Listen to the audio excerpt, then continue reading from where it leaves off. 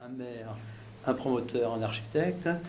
se sont emparés du sujet pour que ce bâtiment ne disparaisse pas, car ce bâtiment est patrimonial, c'est un très beau bâtiment industriel, et donc nous avons travaillé ensemble pour sauver ce bâtiment, et aujourd'hui nous pouvons saluer, si on peut dire, les compétences, les talents et les engagements de chacun qui ont permis de sauver ce bâtiment pour qu'il devienne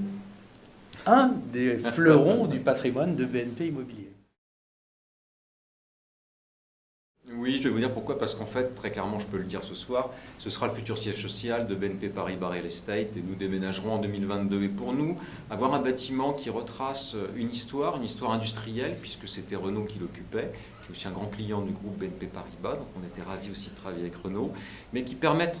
de conjuguer une histoire architecturale entre Claude Vasconi, puis Jacob McFarlane et Dominique Perrault, ça avait pour nous beaucoup de sens parce qu'on a cette tradition chez BNP Paribas Real Estate, c'était vrai avec Philippe auparavant, de réinterpréter des bâtiments industriels. C'était le cas des Grands Moulins de Pantin, c'était le cas de Claude Bernard par exemple et McDonald's, des territoires industriels qu'on reconstitue, qu'on recrée, on invente une nouvelle histoire commune. Et on n'y serait jamais arrivé sans Dominique, j'en parlais avec lui d'une façon tout à fait modeste avant qu'il n'arrive. Je lui disais, tu sais, sans toi on n'y serait jamais arrivé, parce qu'il fallait vraiment qu'on ait cette réinterprétation architecturale qui permette de conjuguer les usages du futur tout en respectant l'héritage du passé. Une histoire double, c'est-à-dire d'une part la protection de ces grands sheds, de cette architecture industrielle qui longe la Seine, c'est-à-dire que c'est un bâtiment en longueur, avec tout un travail de sheds, c'est-à-dire de toitures qui s'empilent les unes sur les autres, qui crée une vraie sculpture, un peu une robe d'une certaine façon. Et cette robe habille un bâtiment nouveau qui, lui, est un bâtiment plutôt cubique et qui va un peu être en relation, même en écho, avec les autres bâtiments qui longent le bord de l'eau. Donc c'est un passage entre l'histoire et la modernité ou l'actualité du site ou l'actualité de Boulogne aujourd'hui. Voilà.